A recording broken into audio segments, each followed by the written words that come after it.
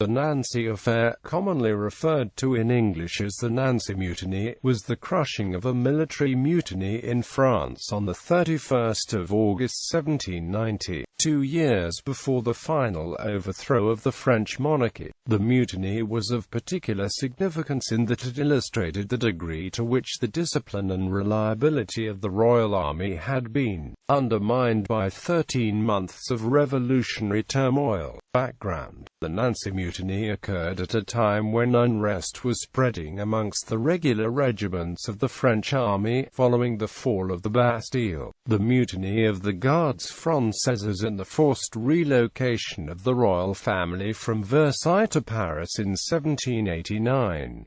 While the officers of the army were still predominantly royalist, the rank and file were becoming increasingly influenced by the revolutionary turmoil around them. During the first half of 1790, a number of acts of disobedience and small-scale mutinies occurred in various units, and political associations were created with links to Jacobin and other parties outside the army. Specific military grievances were widespread amongst the soldiers, relating mainly to harsh discipline and conditions of service. Particularly resented was a measure taken in 1781 to reserve officer commissions to members of the nobility. This restriction had alienated many non-commissioned officers who now had no chance of promotion beyond their existing rank. Mutiny in Nancy. In August 1790, the garrison of Nancy in northeastern France comprised 3 regiments of the old Royal Army. These were the Régiment du Roi, the Châteauvieux Regiment, and the Mestre de Camp Cavalry. The Soldiers' Committee of the Régiment du Roi demanded to audit the regimental accounts, arrested the quartermaster, confined the colonel and other officers to barracks, and seized the unit's pay chests. The Châteauvieux followed suit, a particularly disturbing development from the perspective of the royal court, since the Swiss regiments were assumed to be the most reliable element within the army. The officers of the Châteauvieux were able to temporarily restore order and punish members of the Soldiers' Committee according to the Swiss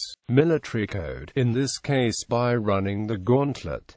This action led to renewed disturbances, now involving all 3 regiments of the garrison. Suppression. Fearing that the outbreak in Nancy would spread to the other garrisons located along the frontier, the National Assembly in Paris ordered suppression of the mutiny. The Assembly, concerned at the increasing indiscipline, had already voted to abolish political associations within the army. General François-Claude de Bouillé, army commander at Metz, accordingly led 4,500 regular soldiers and National Guards to Nancy on the 18th of August. De Bouillé, a committed royalist, was later to be a leading force in Louis XVI's attempted flight to Varennes. Upon arrival at the city on the 31st of August, de Bouillé issued an ultimatum to a delegation from the mutinous soldiers demanding the release of their officers and the handing over of 4 ringleaders. These terms appeared acceptable to the majority of the soldiers, but before they could be implemented, a clash occurred at the Stainville Gate, where the advance ranks of de Bouillé's force were halted before an artillery piece manned by soldiers of the Régiment du Roi. Antoine-Joseph Marc Desils,